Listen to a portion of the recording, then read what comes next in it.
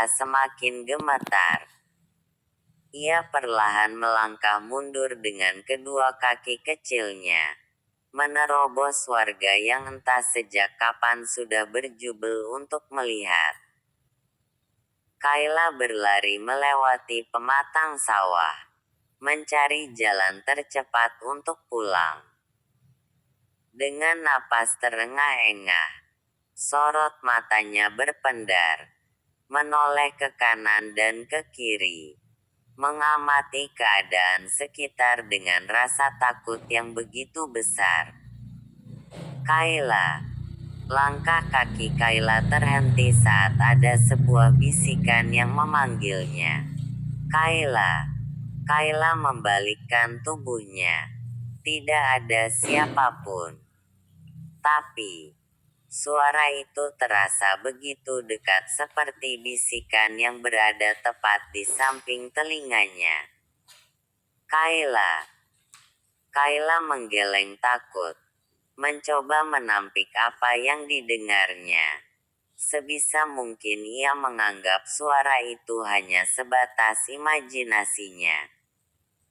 Ia kembali berlari di pematang sawah, menggunakan sisa tenaganya dan berusaha melawan rasa takutnya. "Argegeh!" teriak Kayla saat terpeleset dan terjatuh di salah satu sawah. Sawah itu adalah milik Pak Sugeng yang dijual pada salah seorang warga berketurunan Tionghoa yang tak mempercayai hal-hal yang berbau mistis. Sawah itu terkenal subur. Dalam sekali panen, sawah itu bisa menghasilkan berton-ton beras. Namun kata orang pintar, di dalam sawah itu telah ditanami sebuah jimat berupa boneka emas untuk melancarkan hasil sawah. Kayla segera berdiri. Namun kakinya terhenti saat sebuah tangan muncul dari dalam sawah itu dan mencengkram pergelangan kakinya. "Tolong!" teriak Kayla menendang-nendang, mencoba melepaskan diri dari cengkraman itu. Ia terseok-seok mundur hingga tubuhnya terbalik, membuatnya terkurap.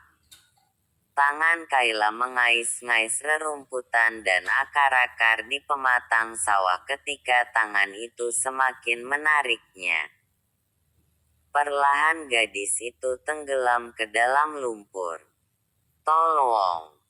Tidak ada seorang pun yang mendengar teriakannya.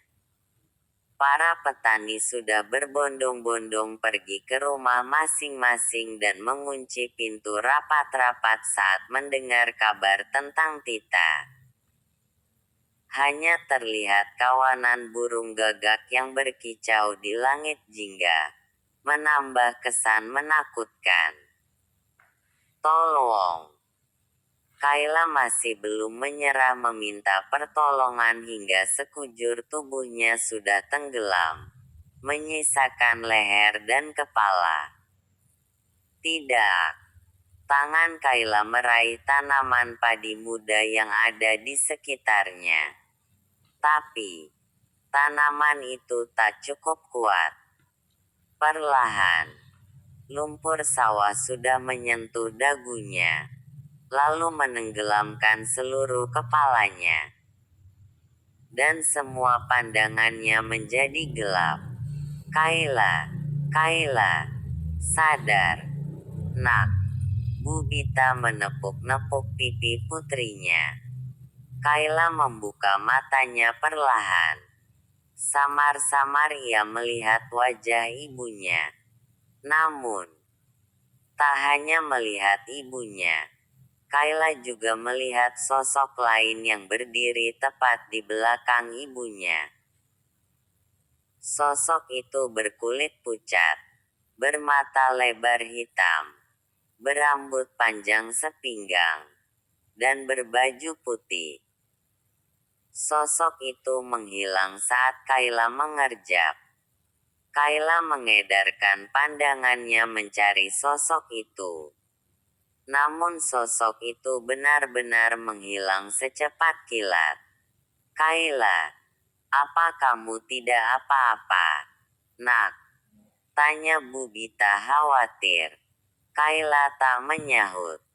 Ia merasakan sekujur tubuhnya terasa lengket karena lumpur. Ayo kita pulang, Nak, ajak Bu Bita. Ia segera menggendong putrinya yang tampak menggigil kedinginan. Sorot mata Kayla berubah waspada sepanjang perjalanan pulang. Ia melihat sosok-sosok aneh yang tak pernah ia lihat sebelumnya. Ia pun memejamkan mata, menghindari kontak mata dengan sosok-sosok itu. Lantas ia memeluk ibunya erat-erat. Sejak saat itulah, Kayla bisa melihat apa yang tidak bisa dilihat oleh orang lain. Orang-orang di desa menyebutnya anak indigo. Bersambung.